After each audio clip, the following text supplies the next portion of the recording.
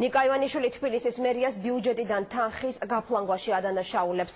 ეს განცხადება დღეს ბრიფინგზე მერობის კანდიდატმა გააკეთა და არგუმენტად პროექტი მოусმინოთ თბილისელებს მოიყვანა, რომელიც მისივე მტკიცებით 3000 ლარზე მეტი დაჯდა.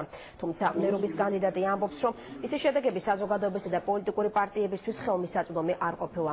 დღესვე ივანიშვილმა გიგი უგულავა პლაგიატშიც დაადანაშაულა. მერობის კანდიდატი ამტკიცებს, რომ გაზის დავალიანების გადავადების შესახებ ინიციატივა მის პარტიას ეკუთვნოდა.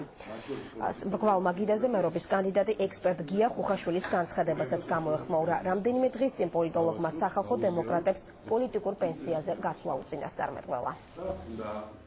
და ბოლოს მინდა კიდე ერთი რამე ვთქვა, რომელიც ალბათ პასუხი იყო იმისა, რაც ჩვენ გავაპროტესტეთ რამოდენიმე კვირის წინ ბენზინის მაღალი ფასები და ბატონი ხუხაშვილი არის ლობისტი იმ ორგანიზაციის და იმ ასოციაციის, რომელსაც ბენზინი შემოაქვს საქართველოში. ასე რომ მე მოუწოდებ მას, რომ იყოს თავის პროფესიასთან უფრო ახლოს, იმიტომ რომ საქართველოს უფრო ეკონომიკური ექსპერტები ჭირდება. ძალიან ვთხოვ ბატონ გიგის თავის დაპირებები, თავის პროგრამით წარდგეს თბილისის განვითარებასთან დაკავშირებით და სხვა პოლიტიკური პარტიების და ოპოზიციური პარტიების დაპირებებს თავის თავზე ნუ იწერს.